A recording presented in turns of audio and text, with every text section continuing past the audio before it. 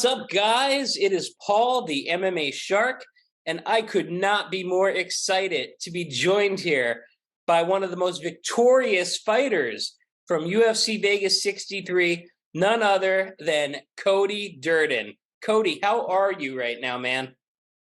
Cody custom made Durden. I'm good, Cody man. custom made. I'm good. You must be on top of the world right now, huh? After that fight, my God. Yeah, man, it was a tough fight. It was a very, very experienced, tough opponent. You know, he Yeah. was experienced on the regional scene, but he's two-time LFA champion, one of the Yeah. highest feeder And program promotions in the world. yeah, and I mean, he wasn't just winning LFA fights. Drink it up. You deserve it. Happy dad. You should be happy. You're preparing for Clayton Rodriguez for 6 weeks, 7 weeks. Might have been 9. He pulls out on fight week. And in my mind, you took the bigger risk than Carlos Mota did. You know, he wasn't just in LFA winning fights. He was finishing main events with knockouts in the first round. To me, Carlos Mota was a tougher opponent than Clayton Rodriguez. Do you agree? I agree 100%. Yeah. 100%. And you went out there with so much confidence. I mean, you rocked him so bad a minute and a half into that fight. I thought it was over. Yeah, my game plan, it wasn't to go out there and wrestle. It was to go out there and pick them apart on the feet. But, when I hit him with the 1-2 and our momentum was going forward, I felt his body go limp. So I just kind of went with it. And, for 1 or 2 seconds, he wasn't there. And if I could have had some follow-up punches, it could have been Yeah. a short night. But he landed in an awkward situation. I Yeah, was in against the half cage. guard. Yeah, I was in half guard, not half guard, side control, Side control, yep. and his back was, he kind of he was on his side, but he was facing the opposite direction, so I couldn't really land any strikes. So I decided to try to take the back, and then I saw him come back and start playing the jiu-jitsu game, go to his back. He didn't want to give his back up, so. Yeah, and watching the fight as closely as I was, 500 of us bet you in that fight as an underdog at plus 145. The MMA Shark, we cashed tickets. We had you to beat JP Buys by finish. We had you to beat Carlos Mota, and we had you to beat him by decision. So not that I didn't want to see you get the finish, but that plus 400 decision was pretty sweet. So You said that? I did. Oh my God. I had was you thinking and that. you'll see fans of yours commenting on this at the MMA Shark. We did not have a good card on Saturday. It was the first UFC card I lost since August 20th. But we had you to win by decision at plus 400, and I threw a whole unit at it. If you put 25 units on it. Well, there was always that threat of you finishing him. So we just went with 1 unit. But yeah, not many people called that. And if you look at the Facebook page, you'll see your picture on there, hundreds of likes, and, cash Cody Durden by decision at plus 400. I like the over in that fight too, but, obviously, and I won't put out a play with my heart. If I didn't think you were going to win the fight, I wouldn't have put you out. But, you're cruising right now. And I have to think that you have some unfinished business with Clayton Rodriguez for pulling that on fight week. Well, first of all, I want to congratulate you on that plus 400 because after the fight was done, I was thinking to myself, like, damn, like a plus 400 to win by decision, and I dominated. I couldn't get the finish. I tried to, but at the same time, my mindset was just to win. It wasn't to, get in there and keep it standing. When I exploited his weakness, when I got on top of him in the first round and I noticed that he couldn't do anything but give me his back. If he gave me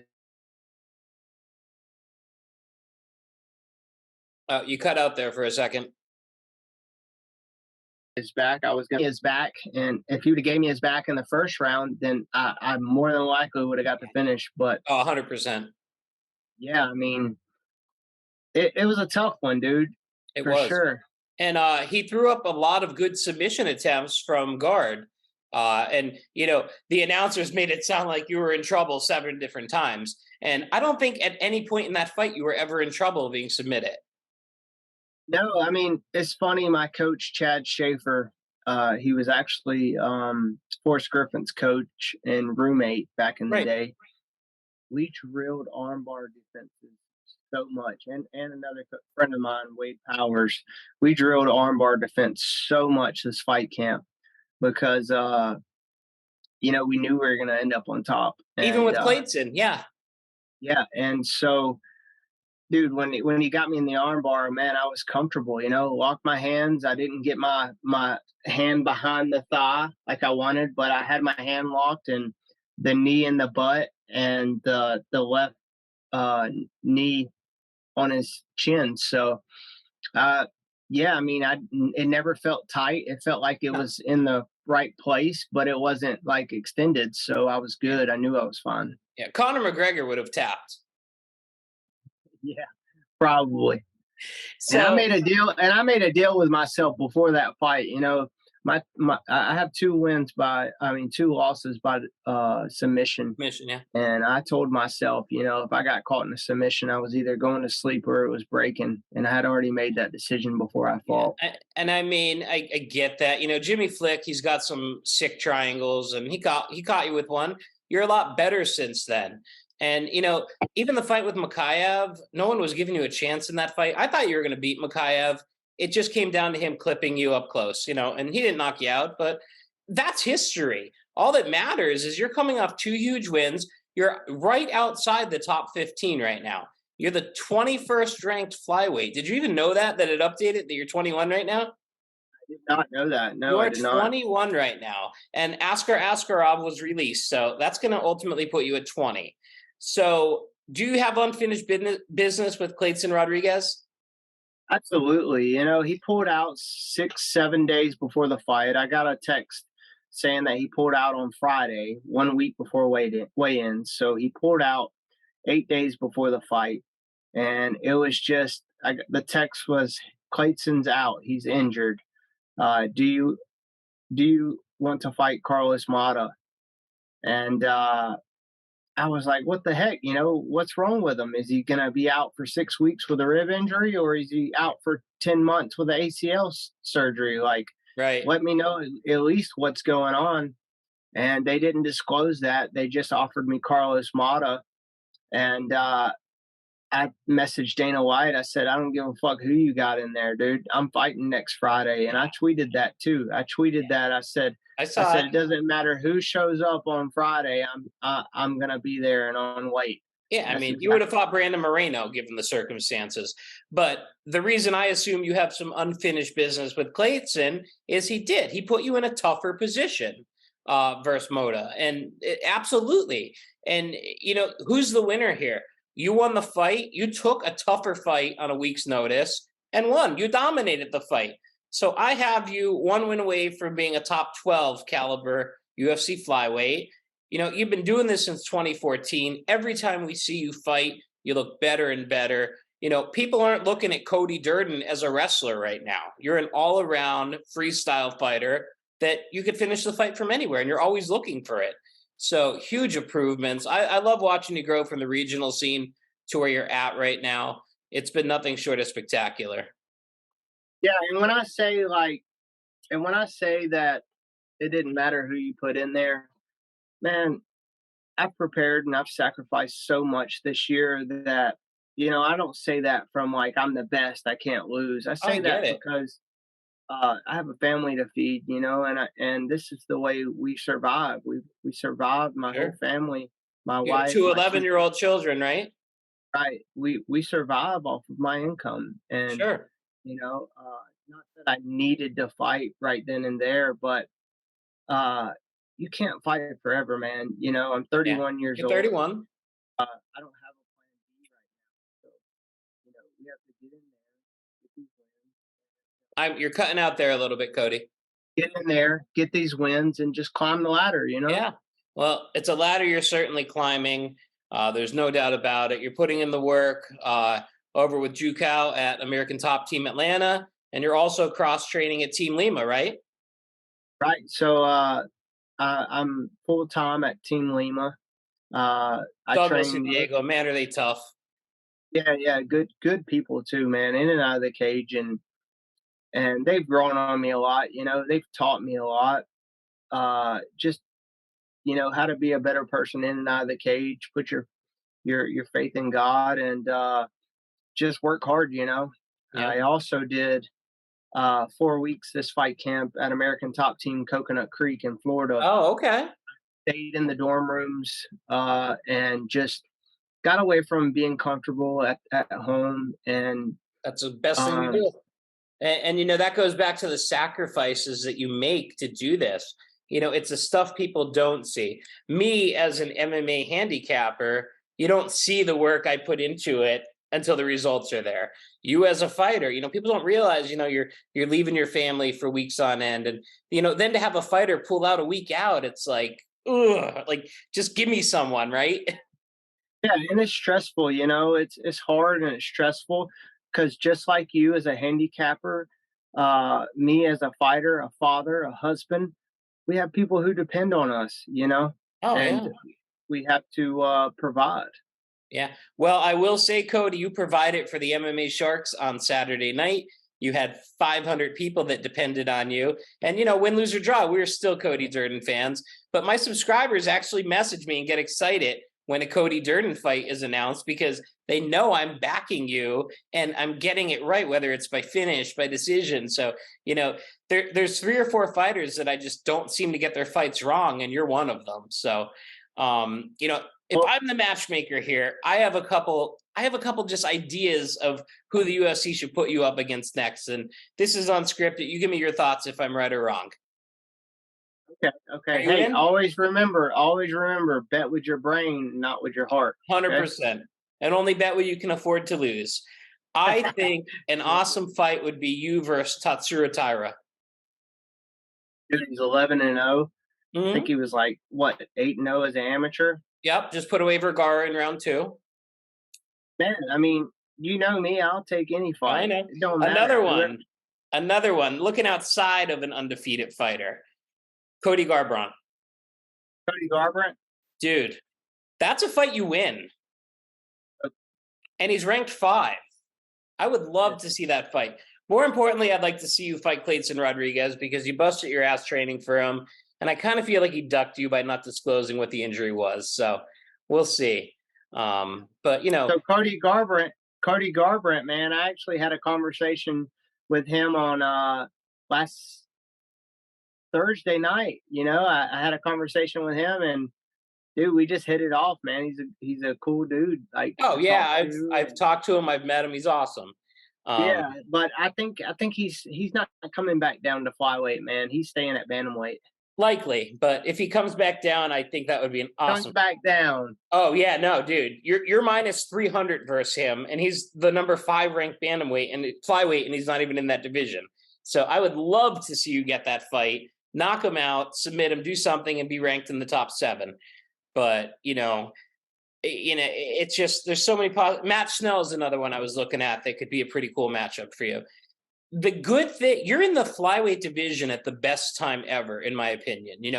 Being so in depth into this sport, 4 or 5 years ago, the flyweight division was almost gone.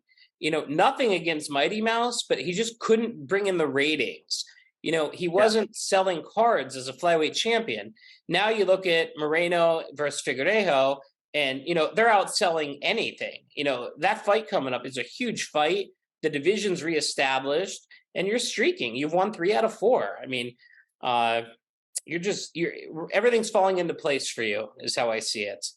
Yeah, and the matchups I've had, like Richie Lang, he moved up to bantamweight. He's won 2 in a row. He has, and you defeated him easily. I fought Chris Gutierrez on 6-day notice, up a weight class at You took him to a 135, draw. and got a draw. So, were And you preparing for leg kicks like crazy for that fight, knowing that that's his style? and I just my instinct was telling me just stay in his face and just keep that jab in his face. And Yeah, you showed no fear. 6 days yeah, notice, plus 285. Bad first round, awesome second and third round is how I saw it. I personally supported it was a good first round. I 10-8 him the first round. I held it that. back. Yeah, no, for Gutierrez, I'm saying bad first Yeah, round for him. You smoked him. He didn't I wanna had do you winning anything. that fight 29-28.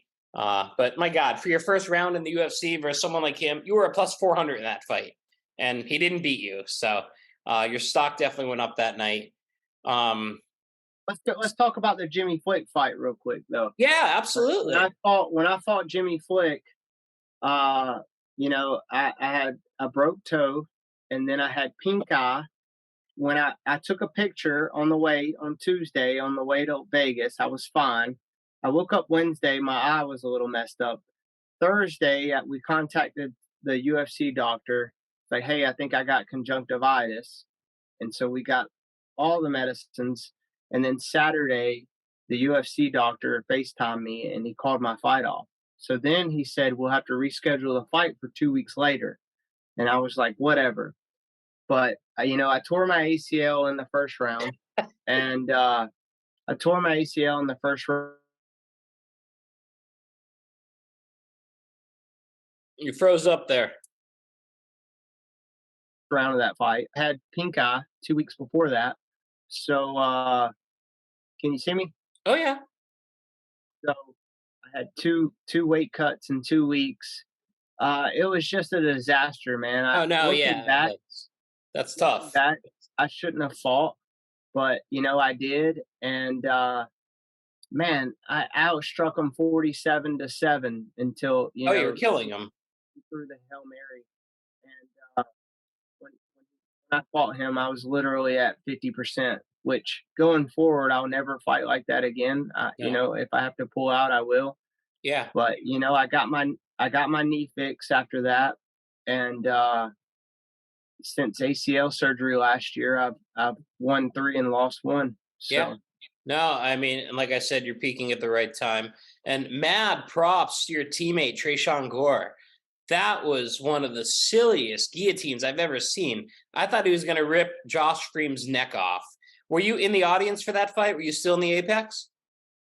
I wasn't. No, they wouldn't let me stay. Yeah. So we went back and I watched it on my phone at New York, the hotel, Hmm. and man, I was just so happy. After the first round, I thought the first round he dominated the first 2 minutes, Yeah, I and thought he then was out of gas after the first round.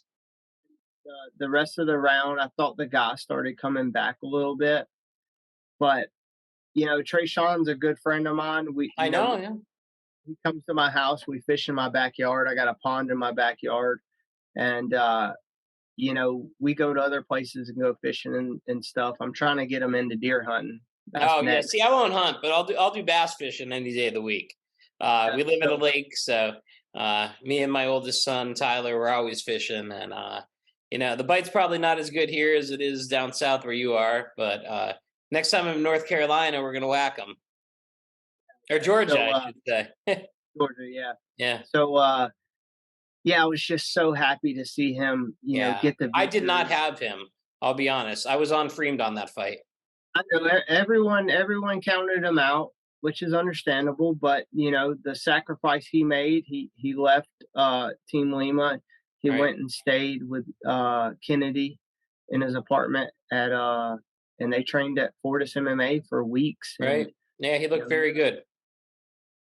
Um, so obviously we love having you here. This show is completely driven by www.themmashark.com, and Black Friday came early. I just embedded a code on the website to save half off your first month subscription to the MMAshark.com.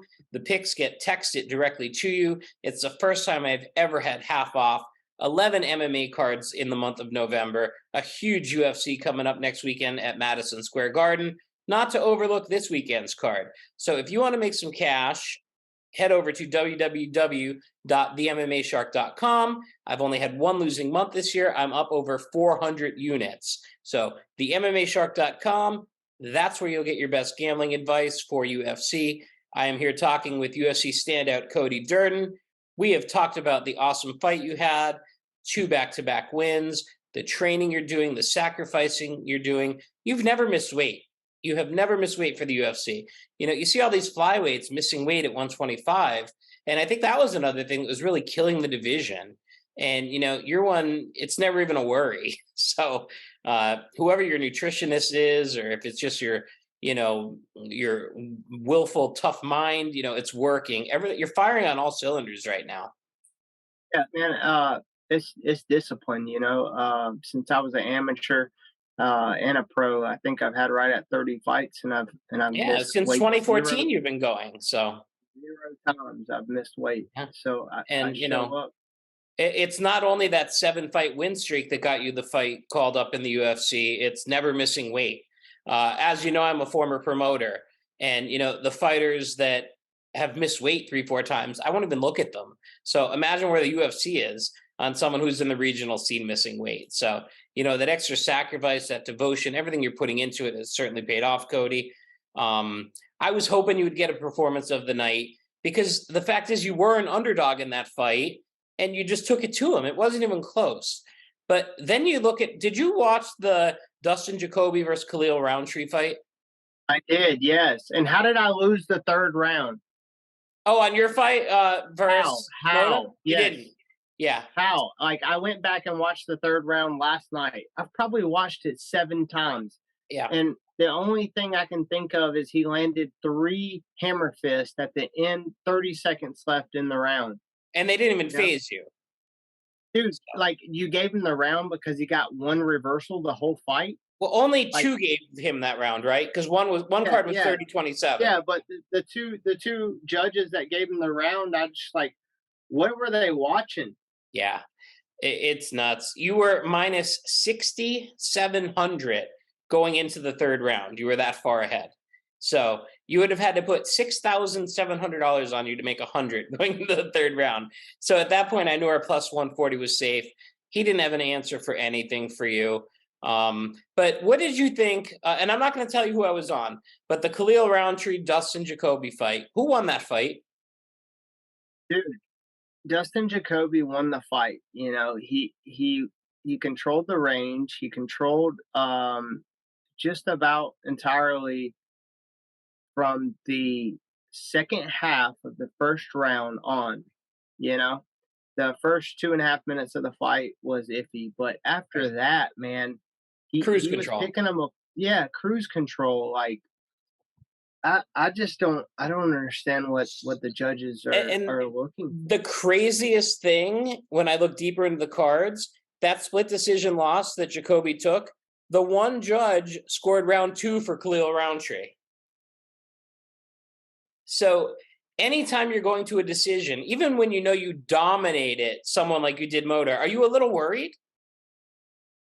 Well, not my fight, because you have to be blind Right. It's to pretty give obvious. it to the guy who's on the bottom for 12 minutes of the fight. You know what I mean?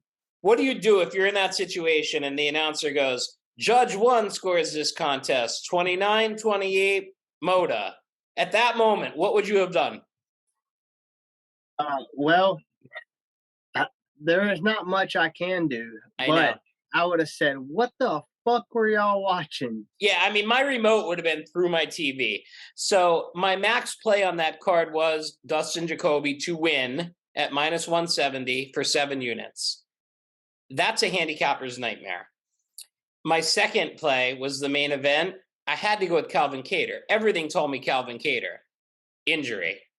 So there's 2 things. There's one thing you can't control. There's 2 things I can't control. You can't control the judges. Thank God you won your fight, because you won your fight. It's 30-27 all day, anyone that watched it. I can't control robberies, and I can't control injuries. You know, outside of that, I'm getting it right. And I'm so glad that the judges didn't do that to you. You know, you had a way more convincing win than Jacoby, but you and Jacoby both won your fights that night.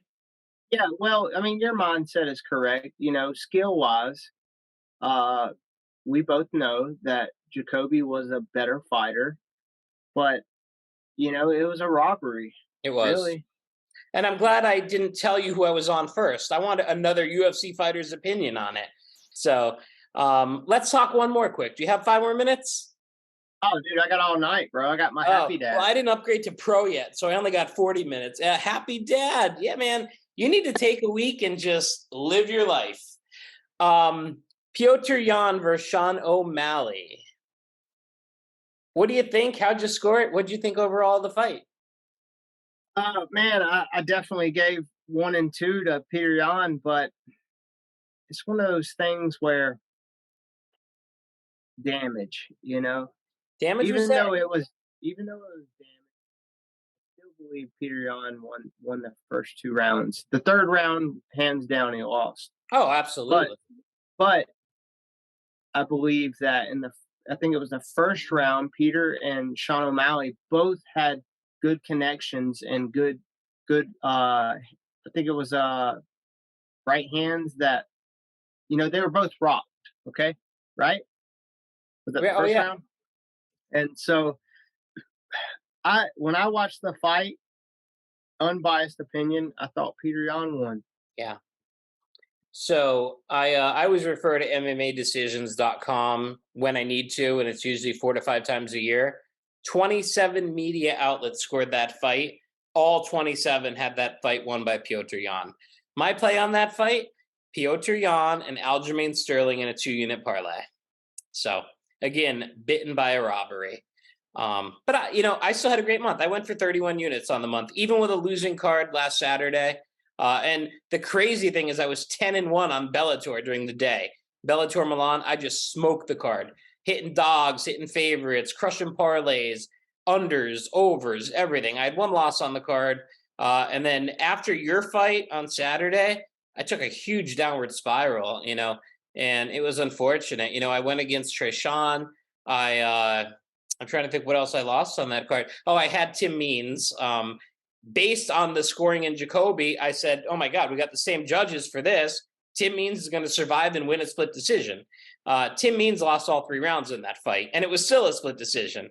But oh my gosh, yeah. I didn't know that. Oh my God, he got killed. He got dropped in the first round. Should quite possibly a 10-8 first round. Second and third round, he got picked apart. Undoubtedly lost that fight, and it was a split decision. So, dude, how did I not get a 10-8 first round? I dropped him, and I controlled everything. Well, Max Griffin had Tim Means unconscious in the first round and won a split decision and won all 3 rounds. So I think you would have had to knock him out cold if you had the same judges, and then maybe you would have got a 10. I think the stoppage would come before a 10-8 round. The judges have been a black eye on the sport the last 2 weeks, but overall this year they've been pretty consistent. So what about the next? So how do they do the judges? Is it the same judges in Vegas every time? No, it's not. In fact, the 2 most prominent judges weren't even at that card in Sal D'Amato and Chris Lee. So it's basically whoever that state's athletic commission assigns that night. And, I handicap judges as well. I know who's judging each fight prior. Once in a while, they pull the switcheroo. Like I knew who your judges were, and I was confident that they oversee wrestling and takedowns and strengths, and which is why I had you winning by decision. I knew there was that chance that you could have finished them. And, if you would have finished them in the first round, I still would have been happy. See my boy get the knockout as an underdog, I would have been thrilled. The prop of plus 400, it was nice to cash, but by all means, knock him out. And I was probably one of the first people you told about the opponent change, right? We talked last Sunday morning about it before it was announced, and I kept my mouth shut like I promised I would. You said both contracts are signed. Here's what I'm fighting. And a couple hours later, I saw it on Tapology, and I was so shocked to see you as an underdog in that fight. It was the perfect underdog to take. Again, if you think about the Clayton fight, oh my God, I had you as a 7-unit play in that. You think I'm going to be an underdog? You were an underdog. You were plus 120 versus Clayton. I think I'm going to be an underdog now. Oh, there's no chance. So I had on my sheet all week Cody Durden plus 120, 7 units. It was my max play of the card. In fact, when Clayton pulled out, I found my other max play in Dustin Jacoby. If you fight Clayton Rodriguez right now, you're minus 230. So minus 230, easy. With I'm going to say over 74% picking you with ease on Tapology, maybe 80. If you fight Tatsuro Taira, you're probably a plus 120 underdog. If you fight Matt Schnell, you're a favorite. But if you fight Clayton, yeah, you're minus 230. I mean, not to overlook him by any means. He's a good fighter, but he's not on your level. Not on your level at all. I think the UFC is gonna rebook it.